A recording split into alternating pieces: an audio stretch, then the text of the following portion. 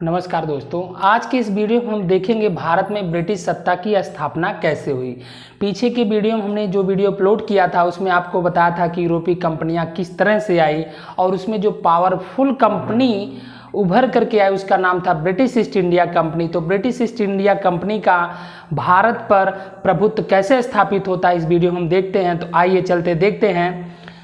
भारत में ब्रिटिश सत्ता की स्थापना। बंगाल के नवाब में हम सबसे पहले देखेंगे मुर्शिद कुली खां था। जो कौन था? तो मुर्शिद कुली खां मुगल से स्वतंत्र होने वाला पहला शासक था। मुगल से स्वतंत्र होने वाला पहला शासक था। कब से कब तक था? तो 1717 से लेकर के 1727 ईस्वी के बीच में कौन था? तो मुर्शिद कुली खां।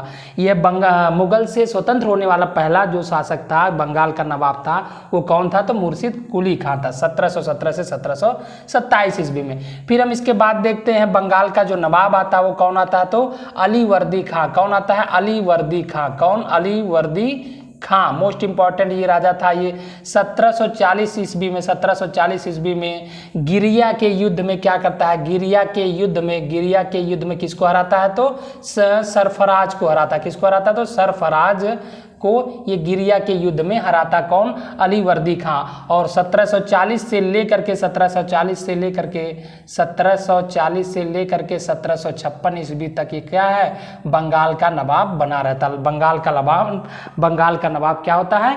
बना रहता है। बंगाल का नवाब कौन बना रहता है? तो अली वर्दी खां। इसने अंग्रेजों के खिलाफ अंग्रेजों से कहा था, अंग्रेजों के लिए कहा था कि ये क्या है? एक अंग्रेज जो है, ब्रिटिशर्स जो हैं, मधुमक्खी के छत्ते के समान, अगर आप इसको छेड़ेंगे नहीं तो आपको ये शहद देंगे, अगर छेड़ेंगे तो ये काट करके मार डालेंगे। तो कौन कहा था? तो अली वर्दी खां। किसके? ब्रिटिशर्स के लिए कहा था। और इसके शासनकाल में बंगाल को भारत का क्या स्वर्ग कहा जाता था? इसके शासनकाल में बंगाल को भारत का स्वर्ग कहा जाता था। कि भारत का स्वर्ग किसको कहा जाता था? बंगाल। किसके शासनकाल में? तो अली वर्दी खां के शासनकाल में। 1756 ईस्वी में इसकी मृत्यु होती है। इसकी मृत्यु के बाद क्या है? इसका जो दामाद होता है, इसका दामाद सिराजुद्दौला। कौन? सिराजुद्दौला गद्दी पर बैठता है। सिराजुद्दौला क्या होता है? बंगाल का नवाब बनता है। कौन बनता है? सिराजुद्दौला बनता है। तो इसको हम देखते हैं। बंगाल के नवाब जो मुगल से स्वतंत्र वाला पहला कौन था? तो मुर्शिद कुली खां था। 1717 ईस्वी से 1727 ईस्वी में इसने क्या किया? बंगाल पर राज किया, बंगाल का नवाब बना रहा। फिर हम देखेंगे अली वर्दी खां 1740 ईस्वी में गिरिया के युद्ध में सरफराज को क्या करता है? हराता है। और 1740 ईस्वी से लेकर के 1756 ईस्वी तक ये बंगाल का नवाब बना रहता है। इसकी मृत्यु के बाद इसका जो दामाद होता है सिराजुद्दौला, वो क्या करता है? गद्दी पर बैठता। सिराजुद्दौला क्या है? गद्दी पर बैठता है। और इसके सिराजुद्दौला के समय में एक घटना होती है जिसको क्या कहते हैं? काल कोठरी की घटना। क्या नाम दिया जाता है?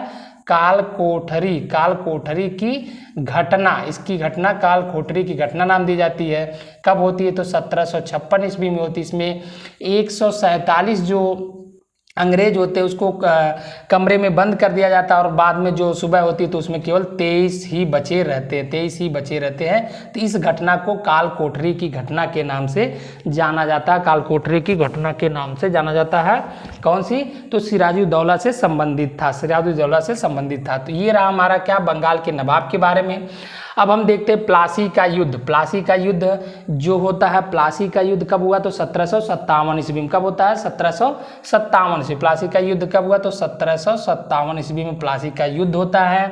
किसके बीच होता है? तो रॉबर्ट क्लाइव। किसके बीच में? रॉबर्ट क्लाइव और सिराजुद्दौला के बीच में होता है। सिराजुद्दौला किसके बीच में होता है? रॉबर्ट क्लाइव और सिराजुद्दौला के बीच में होता है। कौन सा? प्लासी का युद्ध इन दोनों के बीच में होता है। और सिराजुद्दौला की तरफ से जो मीर जाफर था, मीर जाफर की धोखाधड़ी के कारण धड़ी के कारण, धोखाधड़ी के कारण जो है सिराजुद्दौला क्या होता है, सिराजुद्दौला की हार होती है, सिराजुद्दौला हार जाता है, सिराजुद्दौला हार जाता है। और इसमें रॉबर्ट क्लाइव क्या होता है, एक तरह से विजयी होता है, रॉबर्ट क्लाइव की जीत होती है, रॉबर्ट क्लाइव की जीत होती है। तो प्लासी का जो युद्ध हुआ था वो प्लासी कहाँ पड़ता है, तो प्लासी जो बंगाल में पड़ता है, प्लासी कहाँ पड़ता है, बंगाल में पड़ता है, नदिया जिला पड़ता है, नदिया जिला पड़ता है। और क्या है, भागीरथी नदी के किनारे है, भागीरथी नदी के किनारे है। ये किसके बारे में, तो प्लासी स्थान के बारे में, प्लासी स्थान के बारे में है, बंगाल में पड़ता है, नदिया जिला है, भागीरथी नदी है। तो ये रहा प्लासी युद्ध के बारे में। प्लासी युद्ध ऐसा युद्ध रहा जो क्या हम कह लें कि ब्रिटिश का भारत में पांव रखने वाला युद्ध था, ब्रिटिशर्स का भारत में पांव रखने वाला युद्ध कह सकते हैं, भारत में पांव रखने वाला युद्ध, पांव रखने वाला युद्ध कह सकते हैं। पांव रखने वाला क्या है, पांव रखने वाला युद्ध कह सकते हैं किसको, तो प्लासी के युद्ध को, प्लासी के युद्ध को। और रॉबर्ट क्लाइव को भारत में ब्रिटिश का संस्थापक भी माना जाता है। रॉबर्ट क्लाइव को क्या माना जाता है, रॉबर्ट क्लाइव को भारत में ब्रिटिश का संस्थापक, भारत में ब्रिटिश का संस्थापक भी क्या माना जाता है, ब्रिटिश का संस्थापक भी माना जाता है, संस्थापक भी माना जाता है। भारत को में ब्रिटिश का संस्थापक किसको माना जाता है, तो रॉबर्ट क्लाइव को माना जाता है, रॉबर्ट क्लाइव को माना जाता है।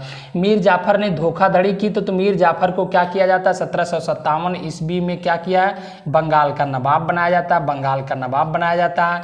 फिर 1760 ईस्वी में हटा करके किसको बनाया जाता है, तो मीर कासिम को बनाया जाता है, मीर कासिम को बनाया जाता है बंगाल का नवाब, मीर कासिम को बंगाल का नवाब बनाया जाता। तो ये पॉइंट रहे आपके क्या, प्लासी के युद्ध के बारे में, किसके बीच में हुआ, तो रॉबर्ट क्लाइव और सिराजुद्दौला के बीच में हुआ। मीर जाफर की धोखाधड़ी के कारण ये सिराजुद्दौला की हार होती है। और ये जो प्लासी का प्लेस है बंगाल में पड़ता है, नदिया जिला है, भागीरथी नदी है। और हम कह सकते हैं इस प्लासी के युद्ध से ब्रिटिश का भारत में पांव रखने वाला युद्ध कहा जा सकता है। और इस युद्ध के बाद हम कहते हैं रॉबर्ट क्लाइव को भारत में ब्रिटिश का संस्थापक कहा जाता है, भारत में इसका संस्थापक कहा जाता है किसको, तो रॉबर्ट क्लाइव को। फिर हम आगे देखते हैं बक्सर का युद्ध। बक्सर का युद्ध कब होता है, तो 1764 ईस्वी में। किसके बीच होता है, तो सबसे पहले देखते हैं बक्सर का युद्ध होता है 1764 ईस्वी में। किसके बीच होता है, तो British east India company, means हम कह सकते हैं कंपनी के शासक कौन होता है इसमें, तो हेक्टर मुनरो होता है, हेक्टर मुनरो। और किसके बीच में, हेक्टर मुनरो और क्या है, अवध के नवाब सुजाउद्दौला। अवध के नवाब कौन होते हैं, तो अवध के नवाब सुजाउद्दौला, अवध के नवाब सुजाउद्दौला। और मीर कासिम कौन, मीर कासिम अवध के नवाब सुजाउद्दौला, मीर कासिम। और कौन होता है, मीर कासिम मुगल बादशाह शाह आलम सेकेंड, मुगल बादशाह शाह आलम सेकेंड। तो कहने का मतलब ये बक्सर का युद्ध 1764 ईस्वी में हेक्टर मुनरो और इन तीनों की सम्मिलित रूप की सेना के बीच होता है। इसमें इन तीनों की हार होती है और हेक्टर मुनरो क्या होता है, हेक्टर मुनरो की विजय होती है, हेक्टर मुनरो जीत जाता है, विजय होती जीत जाता है। और इसमें हम कहेंगे कि बक्सर युद्ध के बाद ये तय हो गया था, बक्सर युद्ध के बाद ये तय हो गया था कि भारत में जो ब्रिटिश को टक्कर देने वाला कोई और राज्य नहीं। क्योंकि इसमें 3 लोग मिल करके लड़े थे और तीनों लोग हार गए। तो उसके बाद से ऐसा लगा कि ब्रिटिश ईस्ट इंडिया कंपनी को टक्कर देने वाला कोई नहीं बचा है। तो इस प्रकार हम कह लें कि बक्सर का युद्ध एक तरह से निर्णायक सिद्ध हुआ, निर्णायक सिद्ध हुआ किसके लिए, किसके लिए, तो ब्रिटिश ईस्ट इंडिया कंपनी में भारत पर शासन करने के लिए, भारत पर रूल करने के लिए ये एक तरह से निर्णायक सिद्ध हुआ। ये कौन सा युद्ध, तो ये बक्सर का युद्ध। ये जो प्लासी का युद्ध था एक तरह से पांव रखने का वाला हुआ। और ये जो बक्सर का युद्ध हुआ ये क्या है, फाइनली ये लोग यहाँ पर एक्सपैंड कर लिए, अपना जो एरिया था वो एक्सपेंडेशन कर लिए। ये किसमें, तो बक्सर युद्ध के बाद। तो ये रहा बंगाल से संबंधित कुछ पॉइंट, यानी बंगाल पर उन्होंने ब्रिटिशर्स ने, ब्रिटिश ईस्ट इंडिया कंपनी ने किस तरह से रूल किया, किस तरह से ओवरकम किया। अब हम आगे देखते हैं इलाहाबाद की संधि क्या होती है। इलाहाबाद की संधि कब होती है, तो इलाहाबाद की संधि जो 1765 ईस्वी में कब होती है, तो 1765 ईस्वी में होती है। किसके किसके बीच होती है, तो किसके किसके बीच होती है, तो शाह आलम सेकेंड, शाह आलम सेकेंड और किसके बीच में, तो रॉबर्ट क्लाइव के बीच में, शाह आलम सेकेंड और रॉबर्ट क्लाइव के बीच, इन दोनों के बीच में संधि होती है। इस संधि के बाद क्या होता है, बंगाल, इस संधि के बाद बंगाल बिहार उड़ीसा, ये तीनों की दीवानी किसको मिल जाती है, तो कंपनी को मिल जाती है, तो हम कह लें इलाहाबाद संधि के बाद बंगाल, बिहार और उड़ीसा, इन तीनों की दीवानी जो है किसको मिल जाती है, तो कंपनी को मिल जाती है। दीवानी का मतलब जो राजस्व से संबंधित, जो पैसे से संबंधित मैटर होंगे, अब कौन देखेगा, तो कंपनी देखेगी। बाकी जो फौजदारी मैटर होंगे उसको कौन देखेगा, तो यहाँ के नवाब देखेंगे, और इस संधि के बाद जो शाह आलम सेकेंड होता है, शाह आलम सेकेंड और मुगल के और जो बादशाह आते हैं, अकबर सेकेंड और कौन, तो बहादुर शाह सेकेंड या बहादुर शाह जफर, इन तीनों को केवल पेंशन भोगी बना दिया जाता है। कहने का मतलब ये कि अब से आपको मुगल बादशाह के रूप में केवल पेंशन लेंगे, बाकी सब रेख देख का काम कौन करेगा, तो रेख देख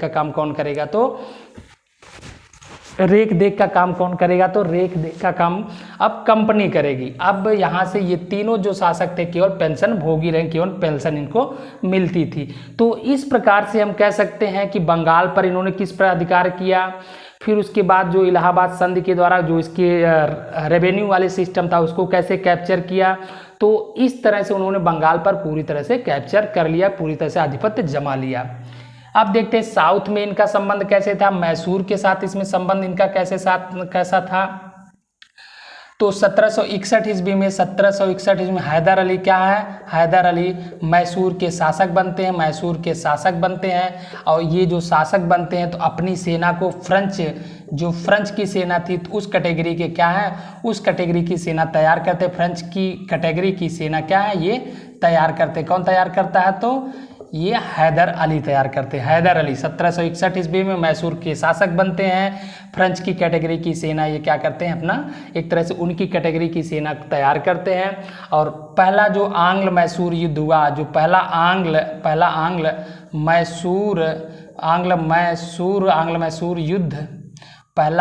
मैसूर युद्ध कब हुआ, तो 1767 से लेकर के 1769 के बीच में।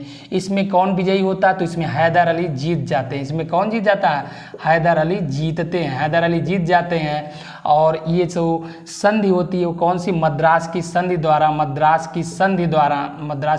से क्या होता है, मद्रास की संधि से युद्ध विराम होता है। तो पहला आंग्ल मैसूर युद्ध 1767 से 1769 ईस्वी के बीच में, पहला आंग्ल मैसूर युद्ध 1767 से 1769 ईस्वी के बीच में हैदर अली विजयी होते और मद्रास की संधि से युद्ध समाप्त होता। फिर देखते हैं द्वितीय आंग्ल मैसूर युद्ध फर्स्ट हो गया। अब सेकेंड आंग्ल मैसूर युद्ध कब होता है, तो 1780 से लेकर के 1782 में। इसमें क्या होता है, इसमें जो हैदर अली की हार होती है, हैदर अली की